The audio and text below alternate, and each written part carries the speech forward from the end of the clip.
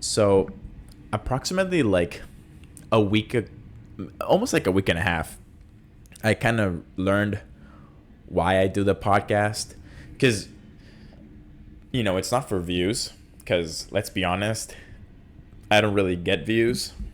We're doing better on Spotify than YouTube, but, I don't do it for that. I think, well, I know it is just because since, my circumstances, I don't really see my family that often. And I think like subconsciously in my brain, I do it because it's like a way for my parents to know what's going on in my life. Because this is pretty much like a video diary, almost. Whenever I record weekly, but I just keep them up to speed with what's going on in my life and everything. So shout out to my mom because she's always listening when she has time. Well, the reason I said the what I just said was because she reached out to me and she's like yeah, like I've been trying to listen to your episodes and like I think because she reached out about the whole car thing that I was having issues with. Um, and I was just thinking, I was like, I think like subconsciously I just do the podcast because it's like for the people that I don't really see that often, like they can still be in the loop with my life. So yeah, thank you for if that's why you listen. Thank you for listening. If you just like to have fun and laugh a little bit, I would say I used to say laugh at my what's the word unfortunate events, but I don't really have that many unfortunate events because in the past it used to be like about all of like my unfortunate events regarding love and all of that stuff, but I really can't say that because I'm actually thriving at love. But anyway, what's up? Welcome back. Pretty decent. Episode 80. I know you guys were waiting for this episode because last episode I said that I was going to talk about the marathon right after the marathon. And I was going to dive into like what happened during the marathon and everything. But guess what? Your boy was tired and I was not able to record on Saturday nor Sunday because I was with my girlfriend here and we were napping the whole time because we were exhausted. And then I couldn't record on Monday, Tuesday, nor Wednesday. And now it's Thursday and this episode is releasing on Friday. So, it's race season. Maybe you're running a race, maybe on Saturday or maybe like coming weekends. I don't know. But you need some race motivation, race inspiration, however you want to call it. And this is what this episode is going to be. I know a lot of you really enjoy my anecdotes when it comes to racing because something always happens in my races. So we're gonna dive into that. And before I get into the racing, the marathon stuff, I need to take some time to talk about something that's dear to my heart, and it is running related. So, and I realized I hadn't made an announcement about it, but approximately like 2 months ago, I, what 2 months ago? It was after the Olivia concert. A friend and a friend and I decided to start a running club, and I I always had the intentions of wanting to start something running related, whether it was a running brand or something a running club, any something running related because since I started running approximately like 4 years ago, it like really changed my life for the better, and I kind of wanted to just spread that message to people out there to you know kind of like show them that you don't have to be a perfect runner to be a runner. Even like you can just be yourself and you're a runner. You don't have to run marathons to be a runner. You don't have to be a sprinter to be a runner. You can literally run a 12-minute mile and you're a runner, or you can just haul ass and run a 5-minute mile and you're also a runner. You can be a walker and you're a runner. Who cares? You don't have to run races to be a runner. You can run once every month and you're a runner. It doesn't really matter. And I know lately there's been a big boom when it comes to running influencers. I think it's the thing at the moment. In like mid 2010s, it was being a YouTuber or being a vlogger. And, at one point it was being a TikToker, and then it was having a podcast, and then now it's being a running influencer, because that's what everyone is doing. And I know social media can give somewhat of can provide misinformation and also just affect the way you think about doing stuff. Because when I started running, I didn't have a lot of information on how to do it. I kind of just like went into it like I pretty much go into everything I do, which is without any previous knowledge, and just learning as I go. And then as I started to get more into running, and I guess like I started right before that like running boom started and the pandemic, and all the running influencers started and everything. Like I started noticing that more and more people started to get into running. And then, as the running influencers started to come up, a lot of people were starting to like have it kind of like, I kind of felt like this like secluded, where it's like, if you don't have this, or you don't do this, or like, if you want to be a runner, you have to do all of these things or whatever, when in reality that's not how it is. It kind of just like left me like a sour taste in my mouth, if that makes sense, because I never saw running like that. Because when I started running, I didn't start with like all of the fancy shoes, or all of the fancy gear, all of the run. Like, I didn't run with a running watch until a year into running. And that was because my dad was concerned that I wasn't monitoring my heart rate. And especially as I was like adding more mileage, because it was like right before I did my first half marathon, that he was like, "Do you run with a watch?" And I'm like, "No." And he was like, "Okay, I'm gonna buy you a watch." And like, we literally, like, that same day we went and he bought me the watch that I've been wearing for the past 4 years. And I think that's one of the reasons why I haven't bought a new watch, just because this one, like, my dad gifted it to me. And I've worn it every day, every race I've done.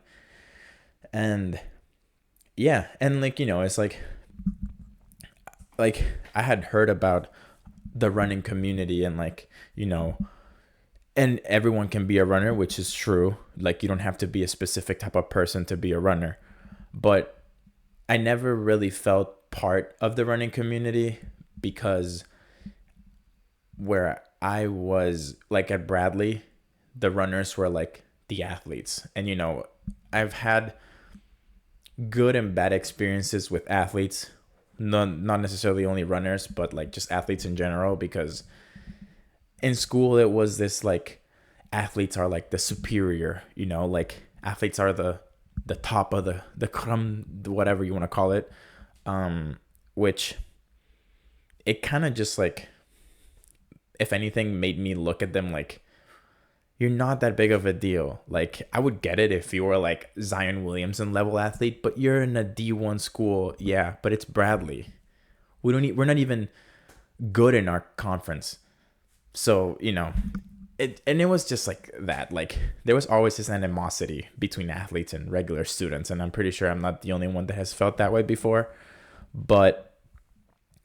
And that kind of just like translated a little bit to that same thought, that same thinking, kind of just like translated to how I felt about this running boom. Because realistically, there's just like I'm not saying that every running influencer is bad or like a bad influence or whatever. They're really good running creators out there, which I really look up to because they give really good advice. And just as much as there's good stuff out there that can provide good information, there's also a lot of misinformation. And I'm sure you've seen that not only when it comes to running, but like food and work and careers and all that stuff. And perhaps some people are actually doing it for the good reason, which is like helping other people out or something like that. And then like there's other people that just don't have good intentions, but they need to make ends meet, whatever the case might be. So especially when I moved here 2 years ago, I kind of felt like I was even more secluded from the running community because I hadn't encountered anyone that wanted to run. And I always would invite people to like start running, or like it was always the same of like, well, I can't even run a mile, or like like always like turning it down without even trying. And at some point I was like, okay, like it kind of was disheartening at some point. And then with like the whole boom of running influencers that started almost like a year ago, I kind of was like, okay, like this is the time. If I want to start something that can actually be helpful and beneficial for other people regarding to running, this is the moment, because there's just a big influx of running content and just running in general.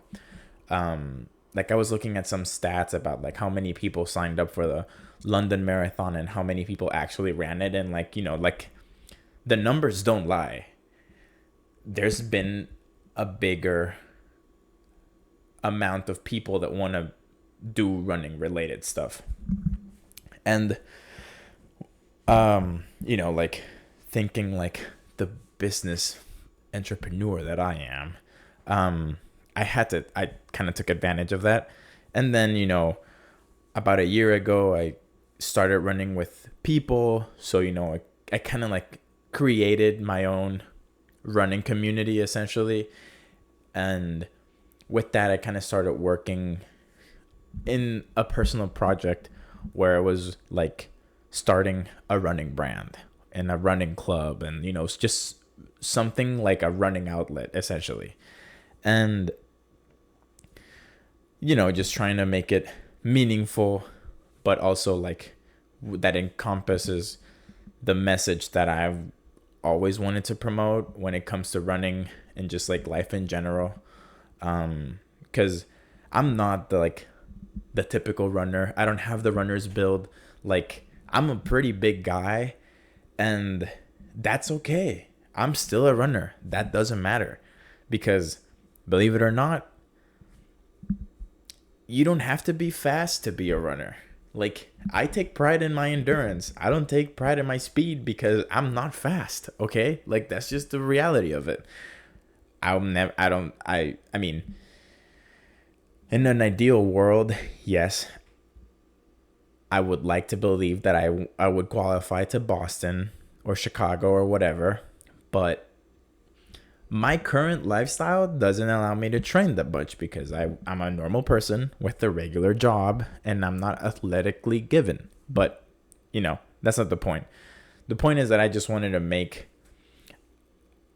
something that would be open to brand new people that are trying to get into running, people that have been running for years, people that are in similar to how I am, like, pretty much like still an infant in running, people that have been running for 20 some years, whatever the case may be. Just have a community that's open to whoever. And, there's no, I'm trying to be better than you, because that's not what running is. Running is about trying to be a better version of yourself. every day, every moment of the day, you're just trying to be better than your previous self. And I remember when I first started running, and I would use the Nike running app, and I still use it every now and then. The coach, his name is Coach Bennett. The thing that always stuck to me is history doesn't repeat, it often rhymes. And because you might do the same run every day, or you might do the same workout, but it's not the same run because you're not the same person as the person you were the day before, or the last time you did that run. Because you change every day, you're a different person. Every moment, every second that goes by, you're changing. So I like to take that with, like, in life and everything, and just kind of like, that's like the message I try to promote to people whenever, like, it's about running. And it's like this competition of, like, I've always been around people that are like, ooh, I'm trying to be faster than this person, or like faster than XYZ, whoever. And I always, like, kind of like rub me the wrong way, because you don't know the reason they are running. Like, for me, for example, the reason I started running was because of my mental health, because I found I needed an outlet, because I hadn't realized how big of an impact sports played in my high school life when it came as an outlet. And I just didn't have that in college. And then I started running in college, and then, like, that just helped me become the person I am today. And I'm very thankful for the sport, and I feel like it's my time to give back to the sport. And the best way that I can do that is by growing the community, or attempting to grow the community. And like, yeah, there's every sport has a competitive aspect, and that's okay. If your goal is to be faster than everyone else, cool. Just don't bring people down in the process, because no one likes that. And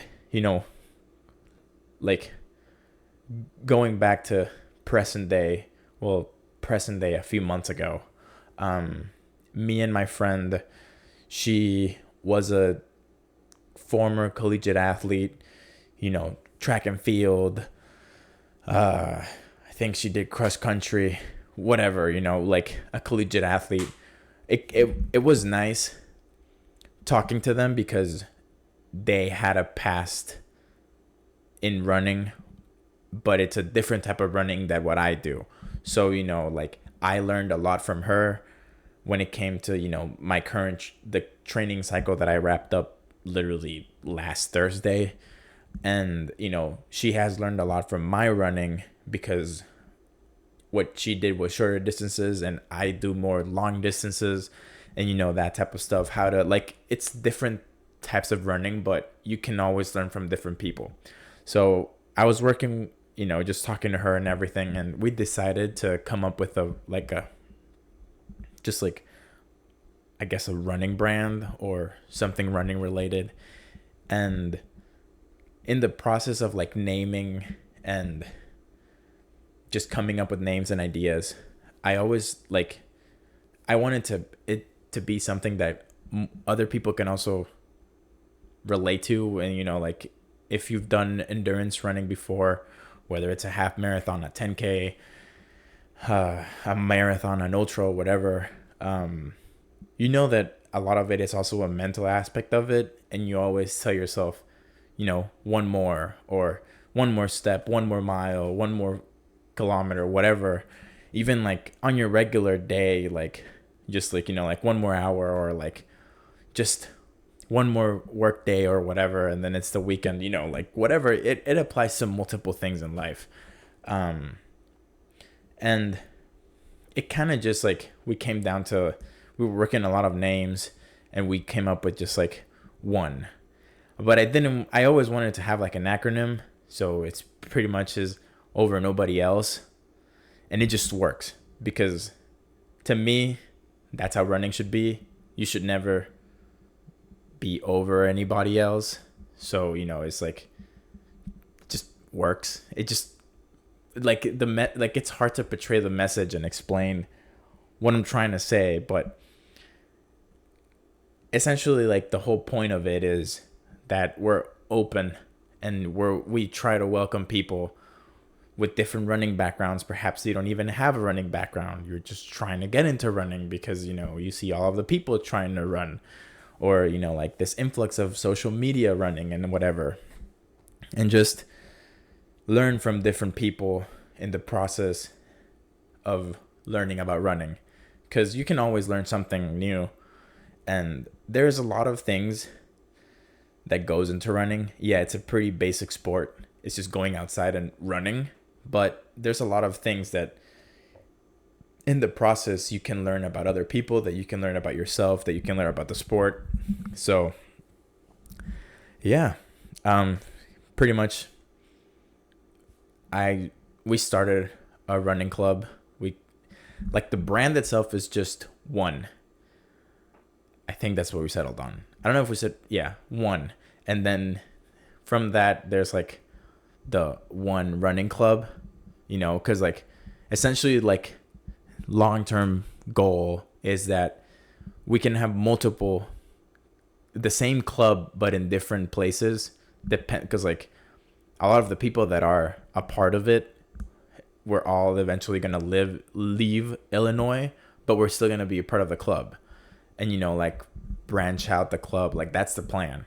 And then there's also the one running team, which is, like, we had the inaugural run, which was the marathon.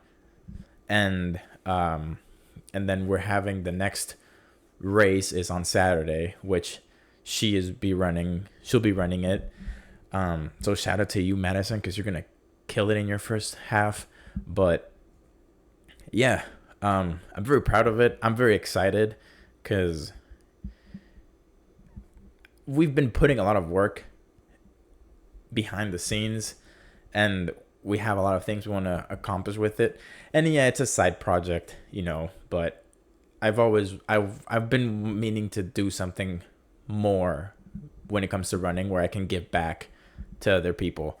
And perhaps, it might not be influencing 100 people, but it could be influencing 5, and that's 5 more people that I influenced yesterday. So yeah, but and to put it in the words of a fellow marathoner, I might not be a running influencer, but I influence 5 people to run the race. So I'll take that. And that honestly made me cry when he told me that, when he commented that on my Strava post. But anyway, so yeah, I know that was a winded way to say, like, I started something running related, and I'm very proud of it. And, you'll be seeing a lot more one running content, perhaps a one running podcast. I don't know.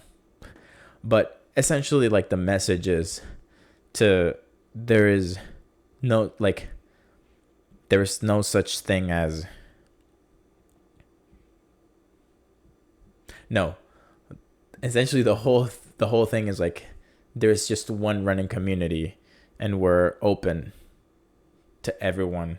There's no such thing as you're not a runner because you don't look a certain type of way, or you're not a runner because you're not fast. Like, it doesn't matter. Okay. You don't have to race to be a runner.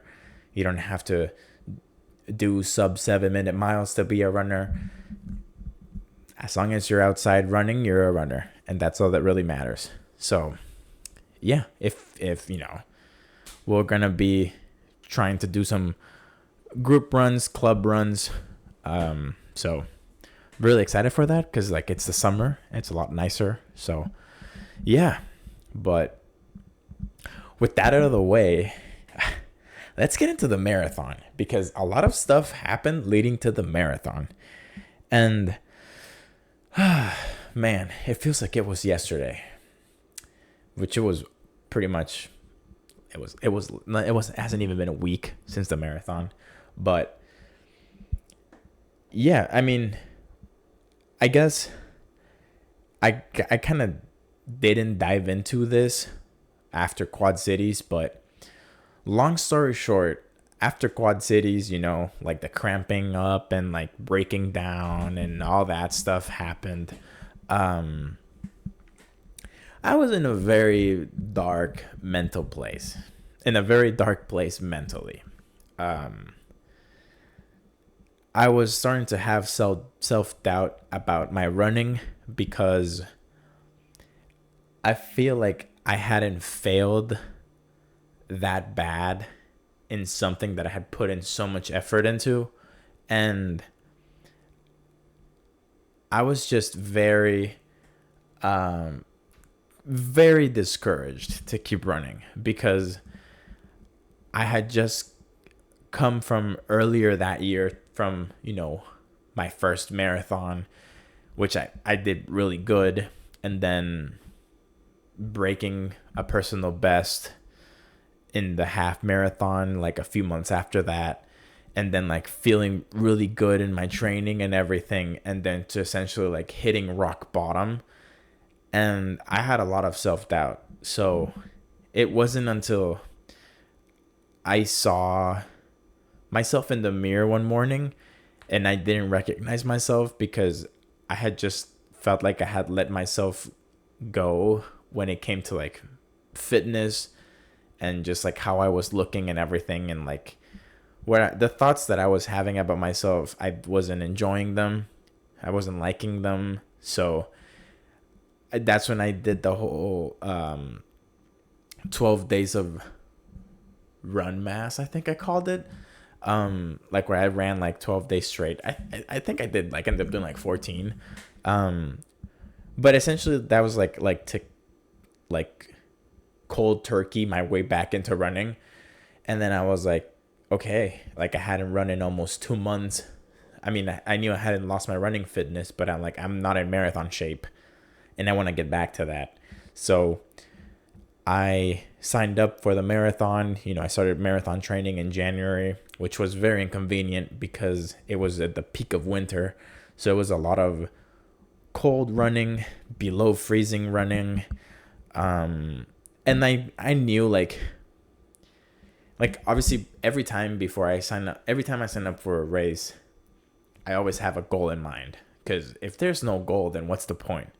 And my goal was, I had 3 goals in order of importance. The first one was finish the marathon, feel good at the end of the marathon, feel like you don't want to die in that moment.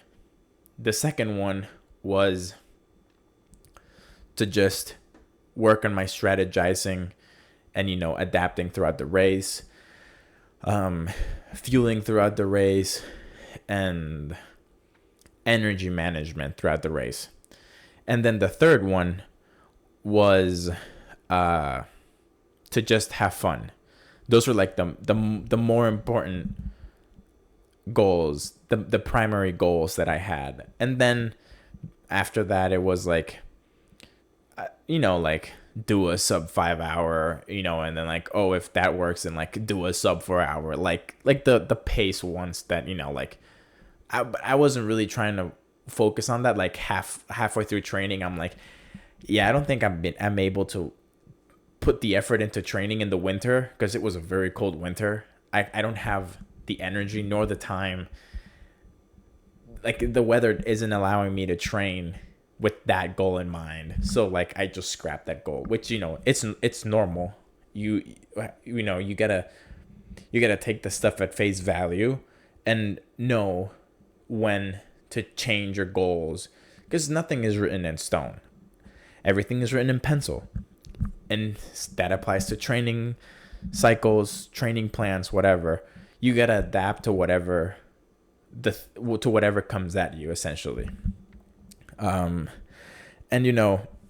I was throughout the training cycle, I was prioritizing strength training to avoid injuries, to avoid cramping and getting injured in the race, especially with running in the winter, running under a lot of below freezing conditions. It was a lot of maintenance on my body, right? So prioritizing strength training, like the small things that you think wouldn't play a big role when it comes to running, exactly that.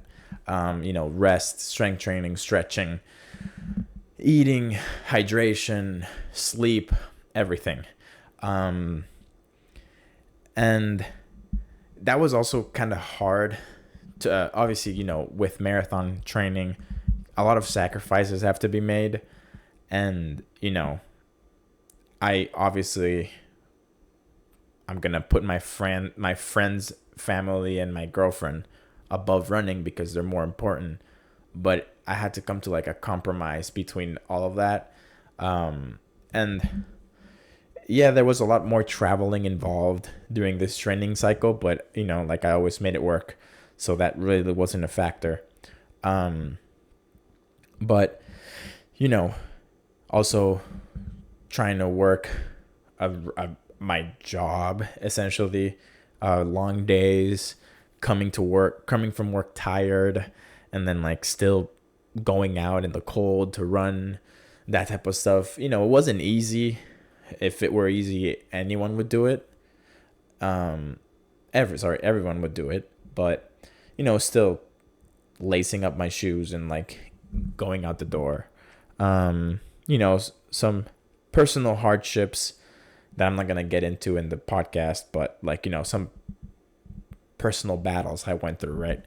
And yeah, wrapped up training, and I like, unfortunately I got sick a week before the race, but I knew it was because just like the weather started to change, and so like my allergies just like kicked in and I got sick.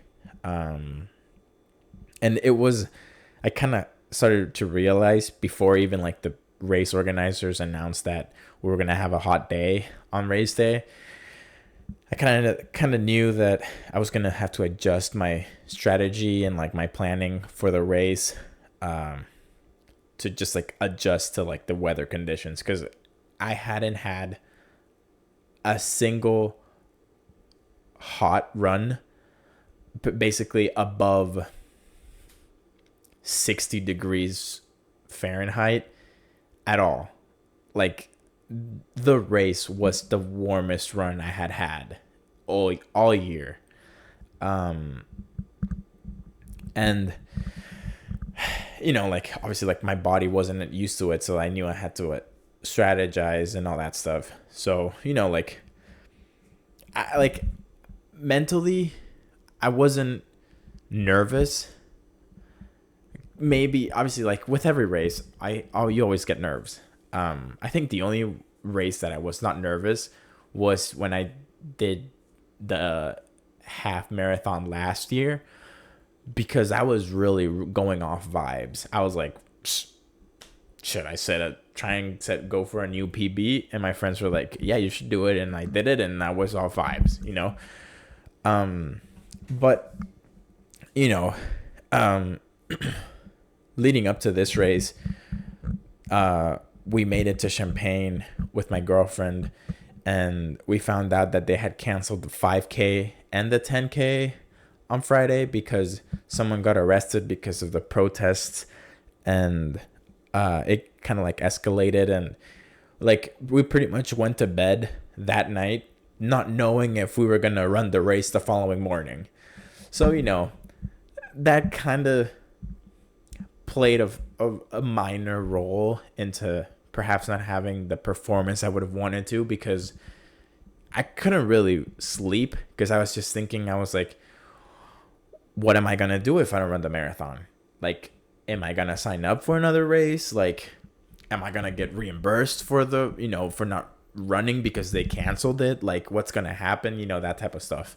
And then, like when we were in the hotel room, my girlfriend and I, she was asking like, oh, like if they were to cancel the marathon, like, would they tell you like, oh, here's another marathon, here's another race, like we talked to them, we'll let you go do it? And I was like, no, that's not how the running world operates, because not every race organizer talks to other race organizers.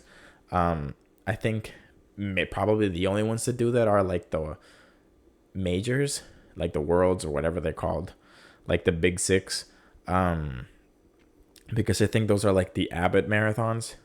Uh, where is it TCS? I don't know, but I think those are the only ones that actually like talk to one another. But those are like the big six, so like that makes sense. But it's not like there's like a governing body when it comes to races that like will let you just like transfer your bib or whatever. Um, so like obviously thinking about all that stuff kind of like kept me up at night, and then you know we received an email I think at midnight saying like the race was on, but they were still gonna confirm at 5 a.m. on race day if we were gonna run it or not. So I woke up at 5, found out that I was doing it, and then that's when like it hit me like, oh, like I am doing the marathon. So I think I had like a delayed response that I was running the marathon, because normally like I pick up the bib and I'm like, okay, it's go time. Like race day is tomorrow. But this time I was like, is race day even gonna happen? And just like a lot of thoughts, like a lot of unnecessary thoughts. So, we woke up, I geared up, um, I kind of had settled like I'm not running with my phone. My girlfriend was gonna have my phone, which meant running without earbuds. Pretty much majority, I want to say almost 70% of the runs I did in the training cycle, I did them without earbuds because of the cold, just to like be aware of my surroundings. So like I was used to running without earbuds. I had never done a run over the half marathon without earbuds. So it was new, but nothing that I was brand new to. And then I was running with a new shirt that I had never ran with, which that kind of hindered because it got very humid during the race, and the shirt wasn't breathable at all. It wasn't dry fit, so like it got very humid and I started sweating a lot, and the shirt just never dried. And then essentially, like, I don't know if you can see it, but like, yeah, like this is all chafing from the shirt. And I think I also have it a little bit less on my right arm. But chafing I didn't need. But we made it to the school.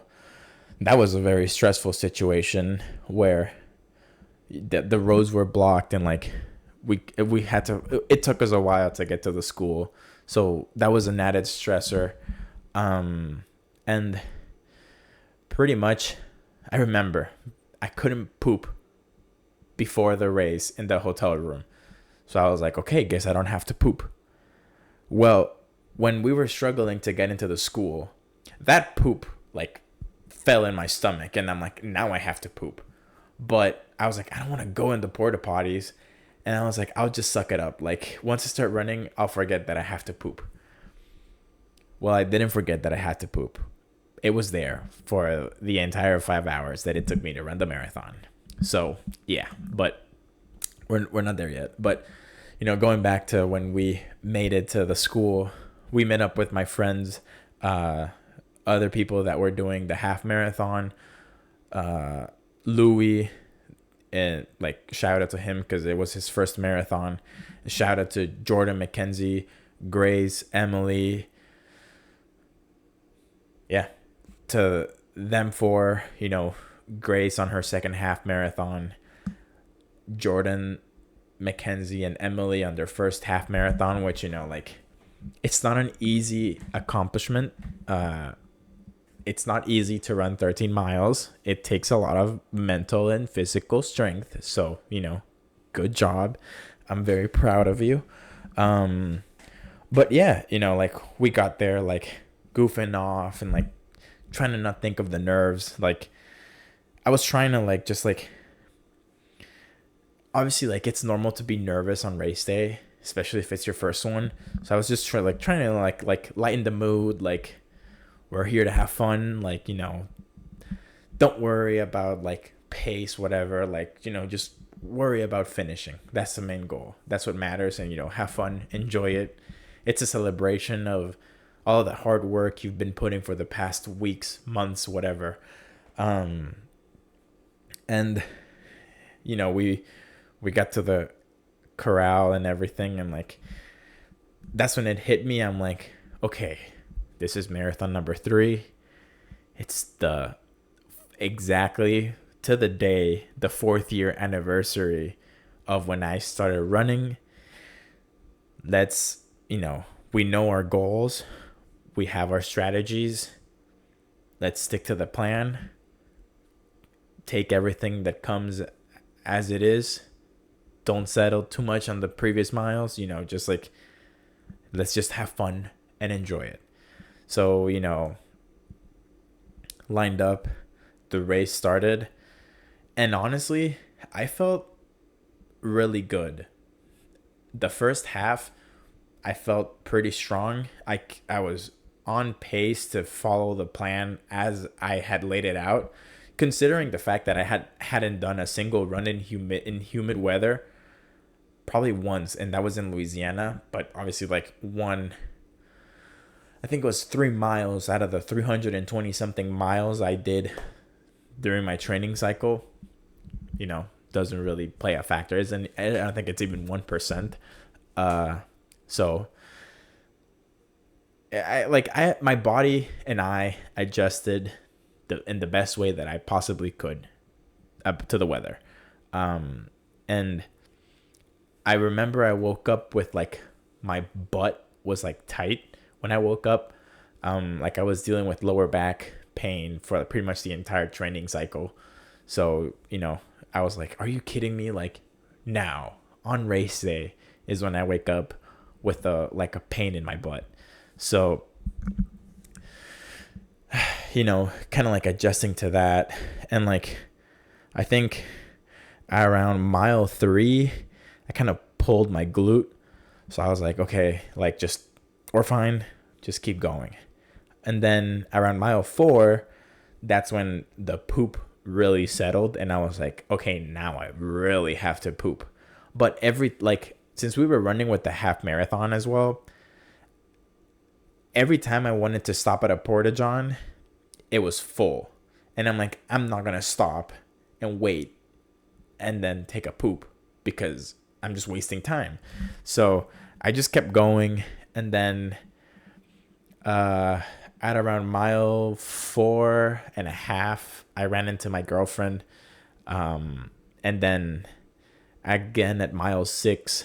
And then like after that, I think I ran into her mile 14, 23, 17 and 23, I think it was. And then until the very end. But, throughout the race, the weather was fine for like the first 4 miles. It wasn't until like there was a point that like kind of rained a little bit and then it like stopped and the humidity kicked in. And I just started sweating a lot. And I'm like, I'm not used to sweating this much because, with winter, when you sweat, you don't really feel it because it gets cold outside. And it's like, it's very hot. And I'm like, okay, like we need to dial it back a little bit because I'm going to empty the tank in the first half when I shouldn't be doing that, learning from my previous mistakes. So like the entire time I was just like trying to like unstick my shirt from my chest because it was just like it wouldn't dry, and it just like really frustrated me. And then trying to hold my poop, essentially it was just like a lot of things that I wish wouldn't have happened. And it's just like it's a lot of mental energy to try and be like, this is uncomfortable, or like I really have to poop, whatever. So pretty much I think I did the first half I think I did it in 2 hours and 15 around that time, which, is a pretty solid pace. Like I felt really good the entire first half. I had already ran the first half before, like that course, because it was exactly the same course as last year's. which, I have my thoughts on the first half, but it wasn't that bad. Now, when we went into the second half, that's when I have a lot of complaints about that race. Like, the first half is fine. There's a segment at the end when you start running into the people that were walking the 5K and the 10K, where they're just like the race organizers can do a better job of informing them, like, hey, if you're walking, move to the right so that the runners can, it's not like, it felt like playing Frogger. Like, you're just jumping from side to side, like trying to go around the people, which is kind of inconvenient. And also, just like, this is more of a pet peeve, but people not having racing etiquette or just running etiquette. Like, it's the same thing as like when you're driving a car. If you're not going, if you're not going, if people are gonna try and pass you, just move to the right and let people pass you on your left. But a lot of people would just like stay in the middle, and it would be groups of four, and you're like I'm trying to get through, and then like that type of stuff. It's just annoying. But I try not to get angry at that because I'm like, they're also doing it. It's just a lot of like, it's learning, it's like, should be a little bit of common sense, but we're all part of the same running community. So I try not to get angry about that.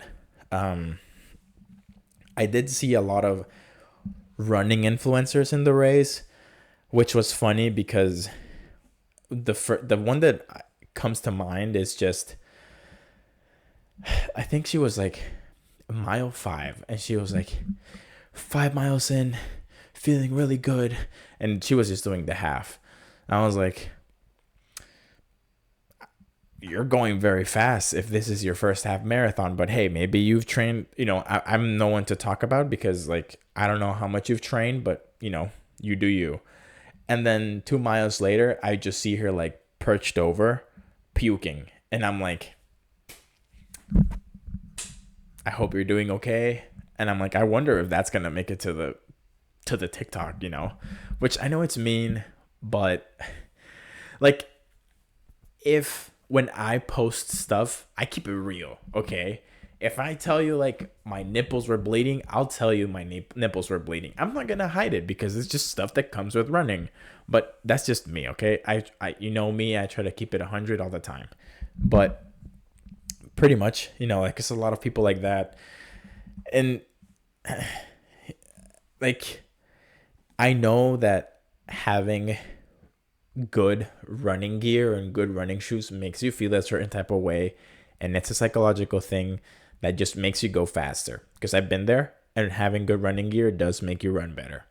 But I find it funny, and I feel bad for this, that people that just like buy the most expensive gear, have like the half tights, the singlets, the newest Nike racing shoe, like the expensive sunglasses, like the expensive headphones and everything, are the people that crash and are on the side of the track on the course.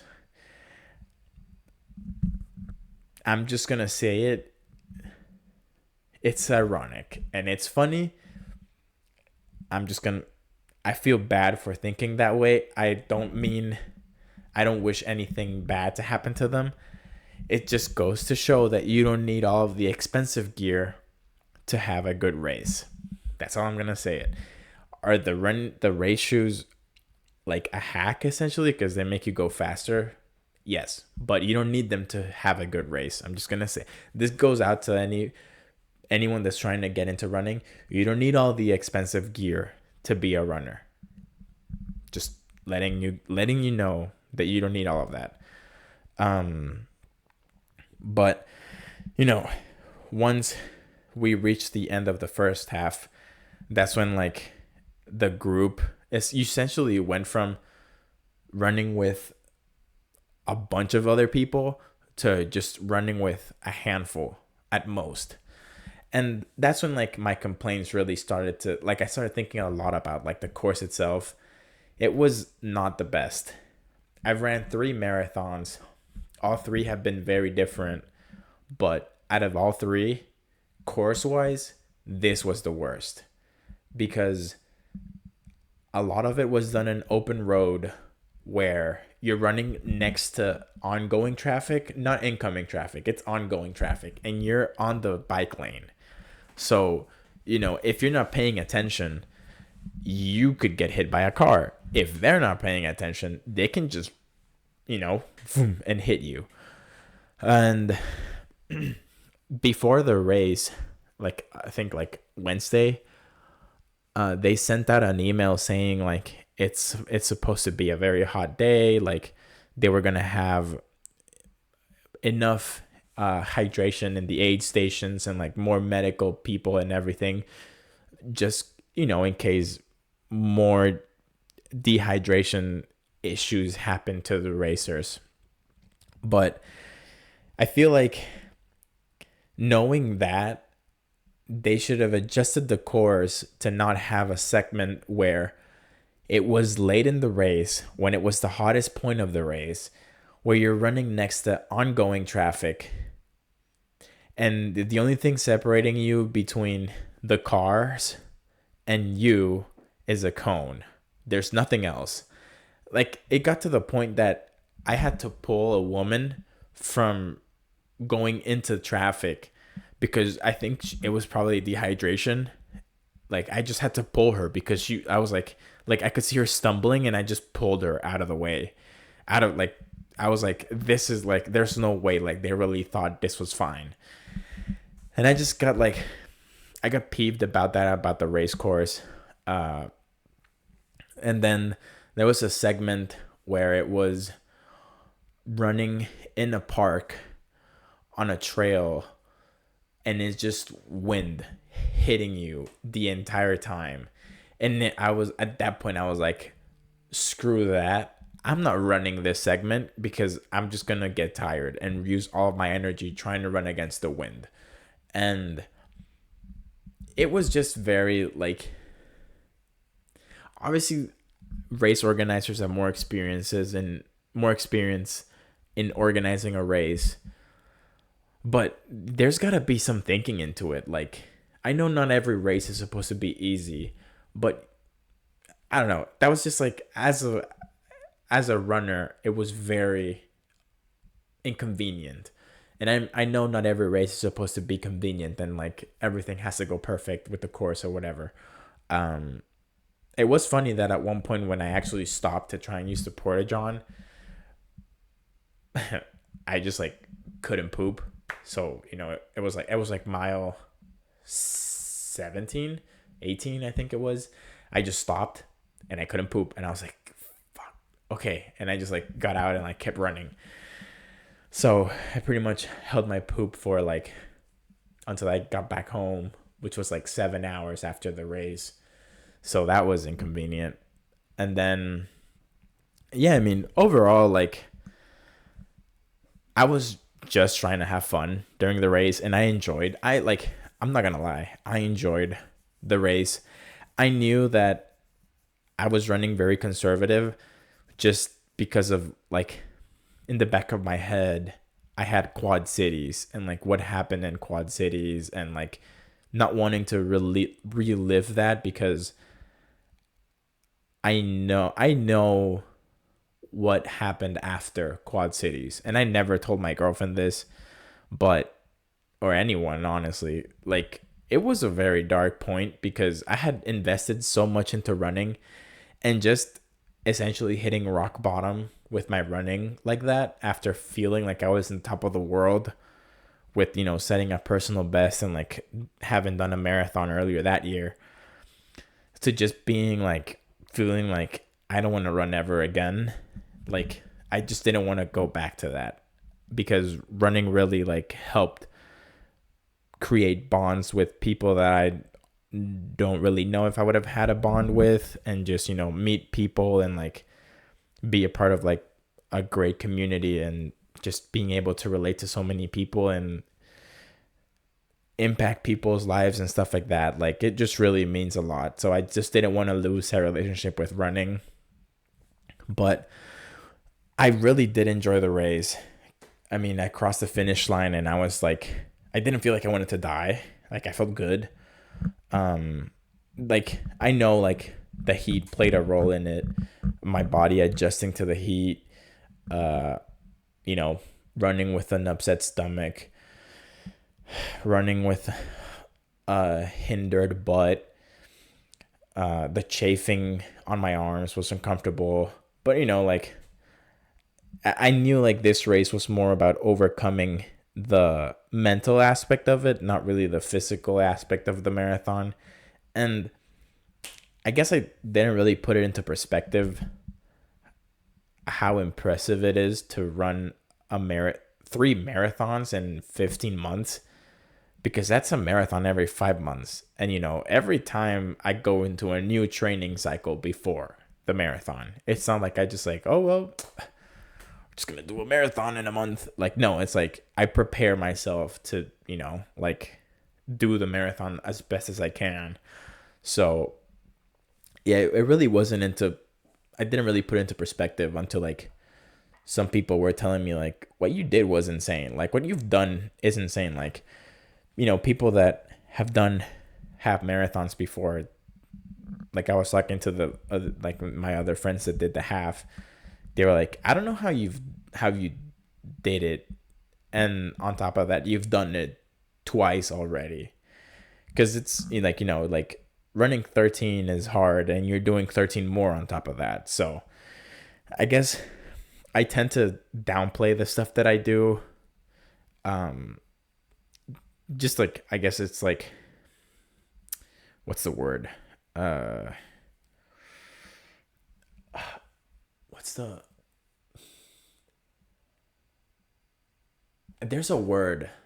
What's the Not victim blaming. Like thinking like you've earned it, but like you don't deserve it, almost like that type of stuff. God, I can't remember the word. But yeah, just like I tend to downplay that type of stuff because it is impressive. Like like 1% of the population has done a marathon, and then like even less do multiple marathons in their lifetime, and even less do multiple marathons in like a short amount of time. So I guess like that I really have to put into perspective the stuff that I do, because it is impressive, and I'm not trying to toot my own horn, but this marathon just really taught me like the capability that my mind has to overcome things. And also like it was my first time that I was coaching myself throughout the training cycle, where like I made my own training plan and like what I was running, how I was running, and all that stuff. So I'm just gonna say that like I pretty much coached myself throughout the entire training cycle and throughout the race. So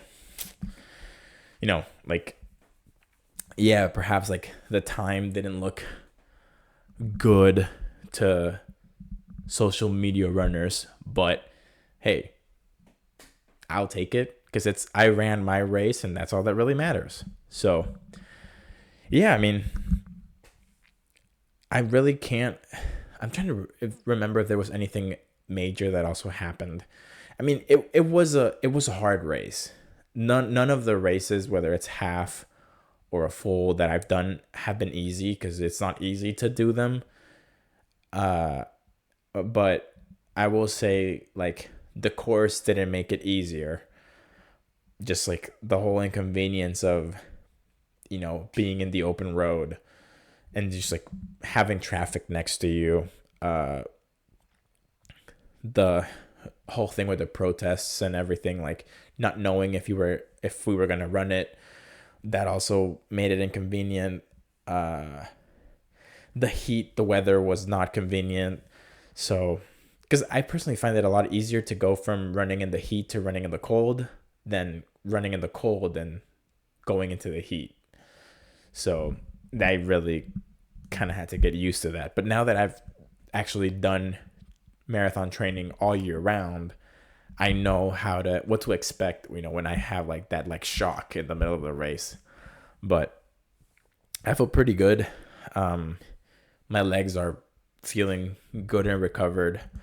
I've been doing a lot of stretching, but we're going back to running on Saturday.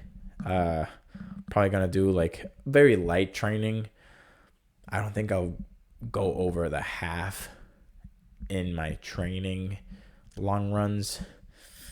Probably I'll probably try and do a 15 miler the last week of May, because it's so nice outside, and I'm like, this whole week I really wanted to run, but I'm like, no, I know I need to rest. But yeah, we're gonna pick training back up where we left. I already have a few races in mind for the fall, like the next marathon I'm gonna do, and then a few races that I want to do in the summer. But yeah, I mean, feel pretty good. For what it's worth, I'm very happy with my results. And I can't lie, I'm proud of myself. It was a lot of personal battles throughout that race and throughout the training cycle, so it was not easy, but I do have to give credit to my girlfriend for meeting me at different mile markers, and I have to give credit to my friends who, like, knowing that other people were also running that race, whether it was the half or the full, kind of like motivated me to keep running during training, because at some points there were times I was like, I just don't want to run anymore because it's so cold. But I do have to give credit where credit is due, because my friends, they did help me push forward and just like keep like a positive mindset into like what I was doing. So thank you. And thank you to the audience as well, for hearing me yap about running for the past 5 months, and we're not stopping. But yeah, with that wraps up marathon number 3. I gotta show you the medal. Give me 1 second. Okay, here's the medal, and it's kind of sick because like it opens up, kind of very cool, very cool. I do like it more than the medal that they gave us at the half last year. But I still like the Quad Cities more than this one. My favorite one is still my very first medal from the Chicago half that I did on my 21st birthday. But it's a pretty cool medal. So yeah, like, come on, thumbnail. All right. But yeah, with that in mind, I'll leave you guys. I hope you have a great night. Have a great weekend. I'll be coming out with, running content. And I'll see you guys next week on episode 81 of the Pretty Decent Podcast. This was episode 80, the marathon recap episode. So thank you so much for listening, subscribing, hit the like button, follow on Spotify, follow me on Instagram, and follow the podcast on Instagram. And I'll see you guys real soon. Take care. I love you. Peace.